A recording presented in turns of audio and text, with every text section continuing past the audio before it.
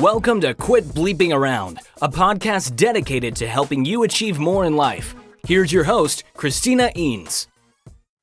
Hey, superachievers. For today's episode, I'm interviewing Dr. Shirley Davis. Shirley, also known as the Success Doctor, has authored several books and provides strategic development solutions to organizations so they may build high-performing and inclusive cultures. Welcome, Shirley. Thank you for joining us today. It's my pleasure to be here, Christina. Thanks for having me again. Yay! Yeah, I had you on the other podcast that I host, Beltway Broadcast. Yes. So listeners, listen up if you want to learn more about training and development. Anyway, so for Quit Bleeping Around, can you share, listeners, can you share a little bit about your background? Yeah, I actually have been in corporate America most all of my career. Started in college and worked my way up in financial services and banking.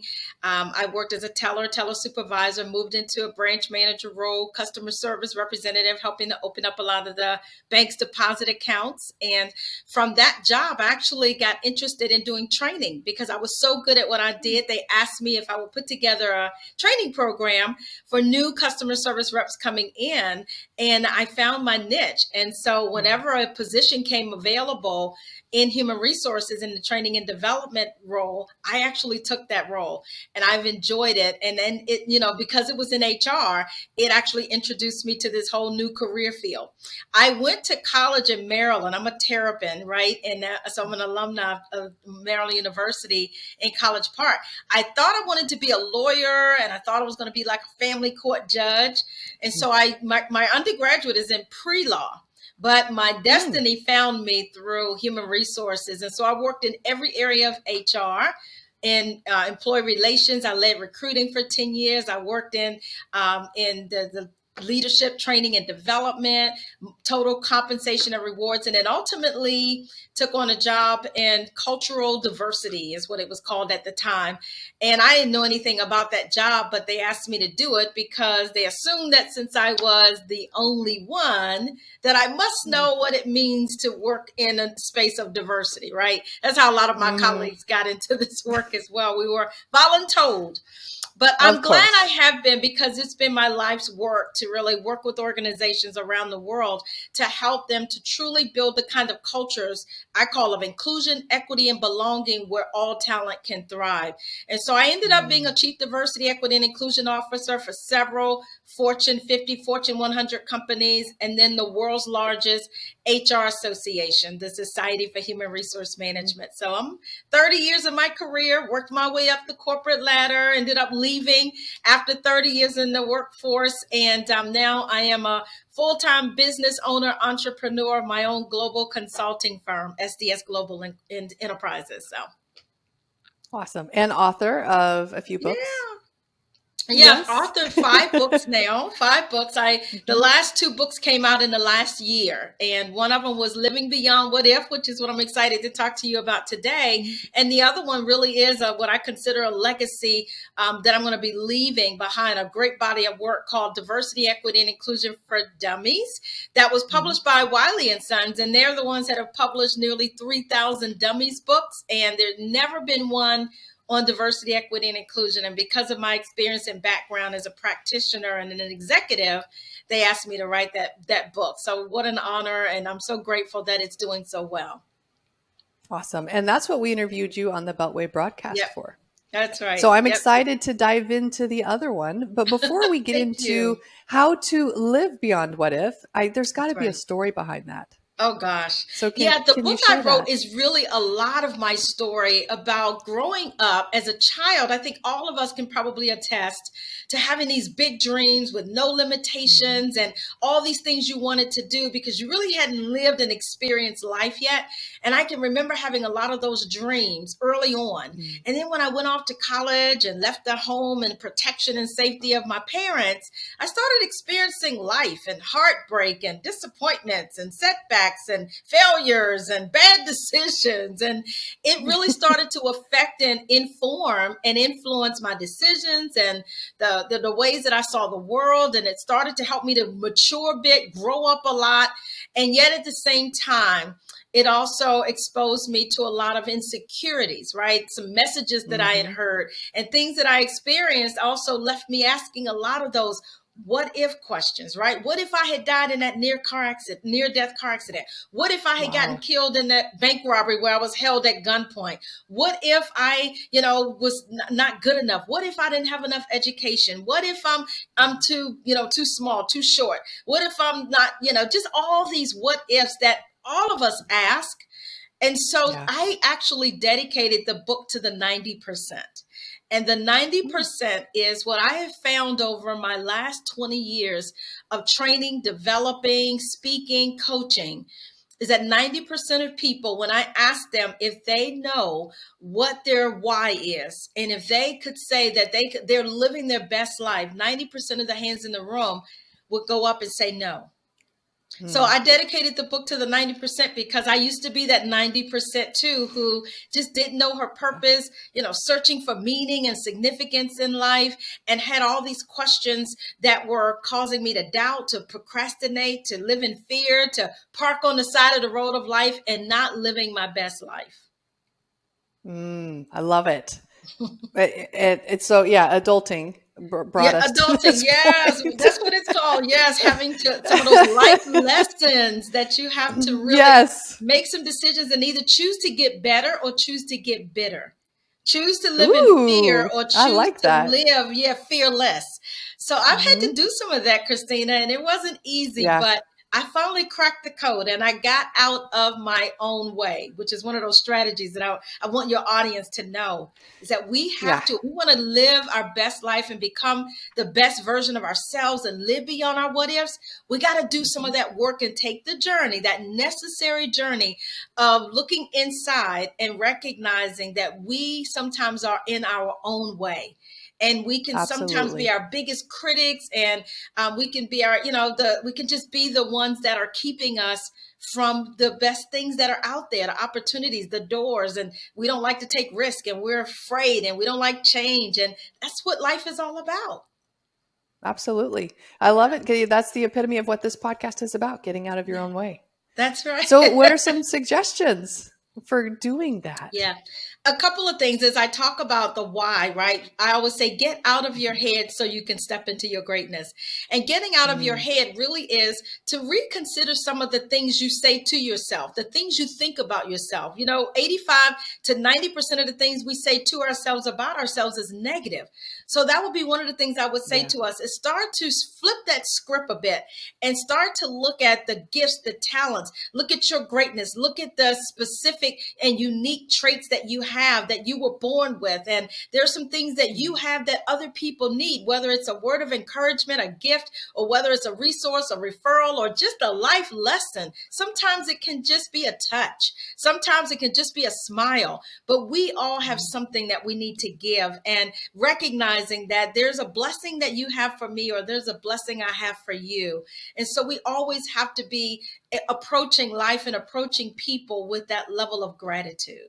So that's one strategy, getting out of your head and making sure you start to understand that you are purposed and designed to be great, and that there's so much inside of you that you have to offer, and don't speak those negative things to you. The second thing I would say too is that we have to confront our fears, and we have to do it head on. I had a lot of fears in my life, and those fears came from listening to people around me. It came from having bad experiences and failing.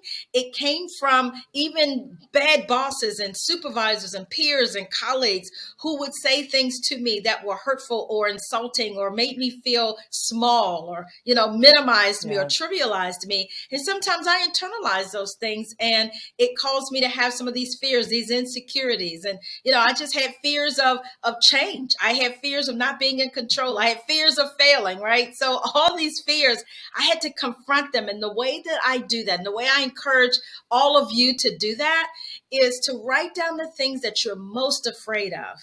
And then I want you to list beside that, what could happen if you do this? Based on your dreams, your goals, what is it that you really want to accomplish? Why haven't you accomplished it? What are you waiting for? And so when you write those things down, or what could happen, Then if it happens right down beside that, then here's what I'll do about it. And when I did that, Christina, it took the sting. It took the power away from the fear, because we're only born with two fears: the fear of falling and the fear of a loud sound. So when we ask people, what do you fear the most people say, oh, the number one fear is speaking. The number one fear is claustrophobia or being in small spaces. But you were taught those things. You were learned those things. That's not what we were born, that fear. And so what we have learned, we have to unlearn some things and then relearn some other things. And guess what? Most of those things that we fear, they don't happen anyway. Yeah. I love that. So it's like, if this happens, then this is how I'll respond. Right. Getting a plan, which helps you feel more in control. It does. And It less does. And it did fearful. cause me to get out of my mind and head and start writing Yes. it down. And when I wrote it down, it really did feel like I was exposing it. Yeah. And Yes. so even though I might have thought those things, I had a plan then to say, okay, this is what I'm going to do if that happens. And many of them didn't happen. Yeah, I think we tend to find that out, right? A lot of our worst case scenario doesn't actually happen. Yeah. Back on the thoughts, a lot of our thoughts are automatic, and but it's just going constantly without our awareness. How can people become more aware of or breaking into those thoughts to stop that automatic negativity? Yeah. Sometimes what you have to do is take a step back and disconnect a little bit and start listening to your own thoughts and paying more attention to it. I also encourage people to journal. I used to write a lot and journal a lot, my thoughts and what am I feeling and my reactions and my emotions and all of those things. And that really helped me to kind of get a grasp of, why was I thinking this? Where did that come from? And is that the right thought? Is that a powerful thought, or is that a powerless thought? See, our what if questions really are disempowering. And so that's very important. The other thing I encourage us to do is to kind of change that conversation a bit. And it's all about, what do you deposit on the inside of you? What messages are you hearing? What music are you listening to? What shows are you watching? What podcast are you listening to? Are you listening to motivational podcasts and inspirational podcasts and those things that lift you up and build your mindset and your attitude? Those are really important. So I started listening to more of those motivational messages, whether it was Les Brown's or the Tony Robbins or the Zig Ziglars, and some of those that I really admire. When you start to, it's really what you deposit inside of you. And when you fill yourself up with more positive thoughts unconsciously, that's what starts to happen. You ever heard a song and you didn't really know you were listening to the song until a few minutes later you were singing it, right? And so it's about what is it that we are exposing ourselves to? That's one. And then the third part of that, I would say, would be, look at who is around you. Who is the people? Who is a network of people that's around you? And I always say too, you are usually the average of your closest 5 friends. And I want to make sure you all know that you shouldn't be the smartest one in your group. If you are the smartest one, your group is too small. So we want to get around people who are smarter than us, who are more successful, who are positive, who have a lot of influence, and that they will be able to really pour into you and help develop you and stretch you and call you out and hold you accountable. That's what's really important. So that helps you to change your conversation too. It's changing your atmosphere and sometimes changing your network. Absolutely. And I love that you mentioned they need to be supportive, but also candid and honest with you. Yeah, and hold you accountable for when you are stepping in your way and stepping in it, that they'll be like, look, that's not you. I know you're better than that. I know you can do more than that. And I believe in you and I support you, and they push you, right? That's what you want, is those who are not intimidated by your big, hairy, audacious goals. I call them those BHAGs. That they're not intimidated by that they want to support you. They want you to succeed. You want to be around people who are not threatened by, your success and your dreams. Absolutely. Yeah. Yes, I love it. Because otherwise you're playing small. Exactly. That's exactly Yeah. right. And so we don't want to play small, and that has to Mm-mm. be with the people we're with who helps us to play bigger. Look, here's the other reality, Christina. For me, when I knew that I wanted to leave corporate America and I wanted to launch out, be an entrepreneur and the CEO of my own global consulting firm, I got around people who had already run successful businesses, who were already Yep. successful speakers, and they showed me and told me what not to do, and they helped me to avoid some of those same mistakes so that I wasn't one of those statistics that in the first 1 to 3 years, your business fails. My business has Yeah. been thriving for the last 7 years that I've been on my own, and I'm Mm. growing every year. And it's been because I did the due diligence, but I also got around people who were willing to help me and really develop me into the businesswoman and the successful speaker that I am today. Yeah, which is a nice reminder as well that those of us that have made it, or all of us have accomplished some sort of goal, That's right, to right. make sure and reach down and help others do the same Yes, through some absolutely. mentoring. That's what it's all Yeah. about. Is that, this work I do, I love it. It's fulfilling, but I get more fulfillment because I believe that my stories, my lessons that I've shared, that I've been through, that I share, I believe that when I share them with others, that they resonate with people, and people are Yeah. either coming out of something, they've already been through something, or they're in it right now. And so they want encouragement, they want hope, they want inspiration, they want strategies and tips to help them to Yes. get beyond some of that same stuff. So they like to know they're not alone, that people have been through where they've been through and they're experienced it and they came out of it and everything was okay. Yes. You can do it now.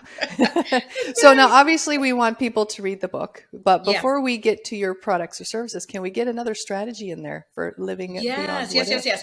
yes. I just talked about your network and how important that is. I usually like to put it this way: relationships are the new currency. Relationships are Yes. the new currency, and I like to turn my contacts into contracts. Let me tell you what I mean by that. I Hmm. actually have a lot of close colleagues and friends that I leverage, but I've worked in recruiting for 10 years, if you might have heard me say that in my introduction. We always like to hire people who we knew, who we liked, and who we Mm-hmm. trusted.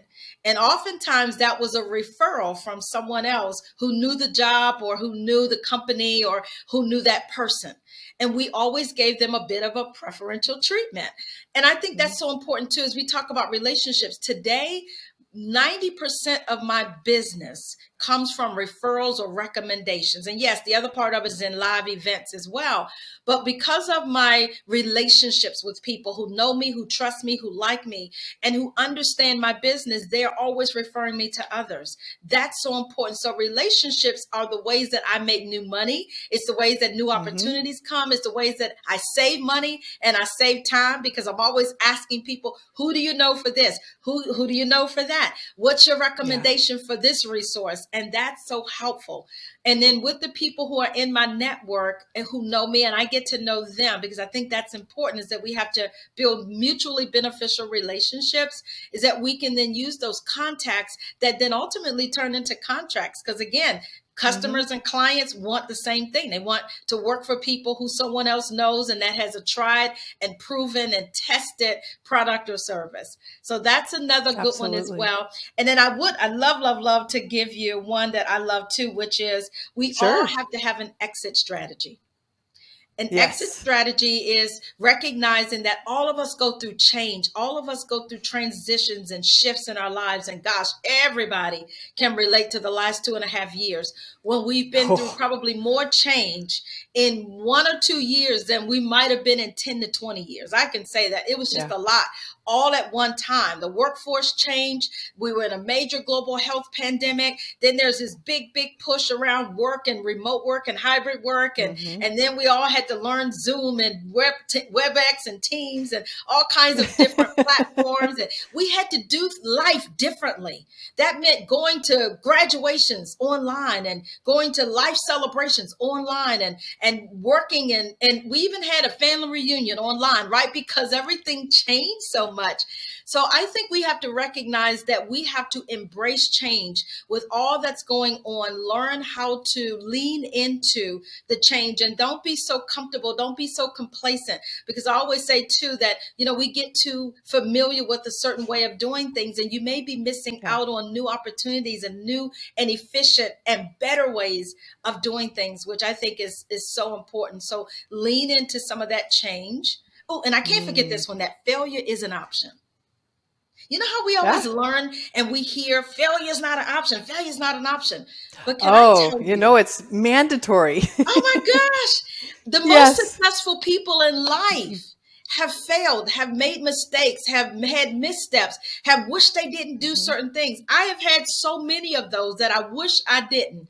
And yet I've learned what not to do. I've learned how to do things better, and so I think that is the key and critical ingredient to innovation and to upgrading and enhancing and reinventing yourself, is being okay that I may have failed, but I'm not a failure. And that failure is an option if we can fail fast and fail forward and learn from it and be better. I became the better version of who I am today because I took the test a couple of times. And now I've learned how to ace the test, but a couple of times I didn't. I failed them. I got a D. I got an F, right? And so I've learned now how to master the art of reinvention. And we all have to become a part of that. So I love it. Well, and I would even say if you're not failing from time to time, you're not playing big enough. I know. That's right. You're doing it too easy. You're doing it too comfortable. Yeah. That's so right, Christina. You got to try some things. And I always say too, take calculated risk, count the cost, but take a risk. Be willing to, as my mentor, Les Brown, who's my speaker coach mentor and a master reinventor himself. And everyone knows him. He's an international mogul. Everyone knows he's a motivator. But he used to always tell me, he said, Shirley, jump and grow your wings on the way down. He said, jump. He said, you got the degrees, you got the education, you got the experiences. He said, you got the attitude. I've been coaching you and mentoring you for years. He said, you just got to jump, get out of the nest and try some new things. And guess what? When I did take that first jump and took the chance, I realized it wasn't as bad because I did the homework. I did, I did took the calculated risk. I did the due diligence, and I found that, I can have a cushion at the bottom. If I happen to fall, something's going to catch me. If I jump out of the plane, I got all of this gear that's going to make sure I'm good, right? So and that again goes back to having the right people around you too, who will catch you when you fall and encourage you to get back up. And, as Les Brown used to always say, when life knocks you down, if you can look up, you can get up. So that's what you got to do. Get up. I love it. I love it. Now, can you share a little bit about your products and services for our listeners? Yeah. So my consulting firm, actually, we work with organizations and we work with leaders and helping leaders to truly become excellent leaders who know how to be inclusive and know how to work effectively across differences and build great teams and get the best work out of people and help people to do their best thinking. But we also work with organizations to help them to put in strategies and to do training and education. And we consult with them on how to put the right kind of cultures in place that allow us to want to come to work every day, do our best work every day, and stay and not want to leave. So that's what we do. And so our work is SDS Global. And so we do audits, organizational assessments, leadership coaching, and assessments and training and development. And I get the opportunity to keynote, and I keynote all over the world. I do about 100 to 120 a year. And now because of virtual platforms and hybrid work as well, I'm doing it in person. I'm doing it on Zoom. I'm doing them pre-recorded, all kinds of things. So I do a lot of that work, but I also do a lot of life coaching and helping people to truly get a larger vision for themselves and to recognize what their superpower is and to help them to tap into their greatness so that they don't take it with them when they leave this earth, but they leave this earth and they leave people better than the way they found it.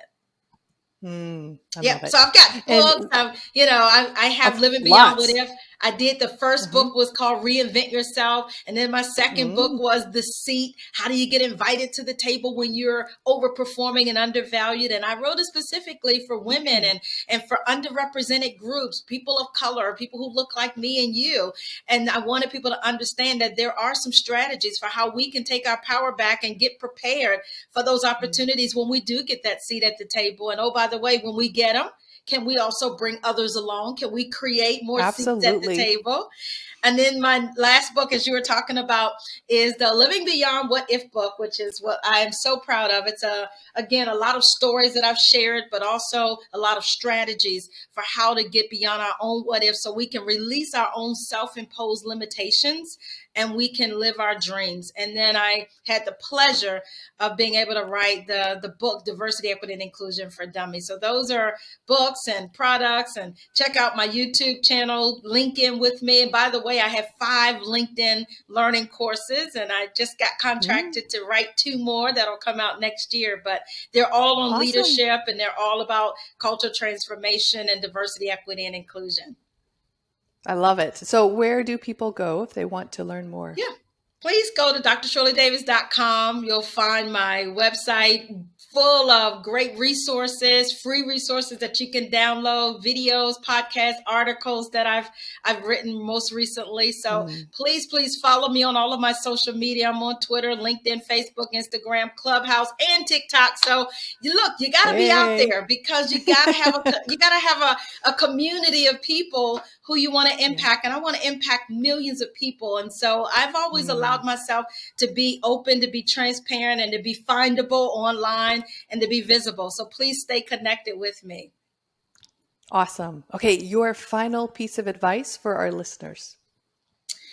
So my final piece of advice, and I love this because I did the last chapter in the book, is called Notable Quotables.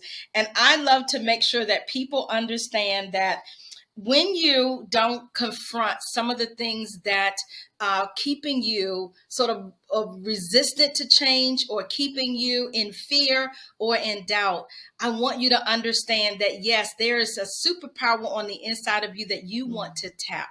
I don't want you to be that person that dies at age 30 and doesn't get buried into age 85. And you go through life seeking significance and meaning, and your life is void and empty, and you don't feel fulfilled like you should be. There is something on the inside of you that is something that everybody around you needs. There's an assignment you have, and I want all of us to recognize that that superpower is something that you have in order to make other lives better, to make other communities better, to make even the organizations that you work for and work with, to make them better. So tap into that. Don't die at age 30 and wait to get buried into age 85. Live every day as if it's your best and your last day. Oh, I love it. Oh, thank you so much for joining us today, Shirley. It's been my absolute pleasure. Thank you, Christina, for hosting me. If you'd like to learn more about Shirley, visit drshirleydavis.com. Is it possible to have fun while developing yourself? Take a look at Christina's latest book, Life is an Escape Room, to see how the lessons learned through escape rooms apply to achieving more in life. Visit lifeisanescaperoom.com for more information.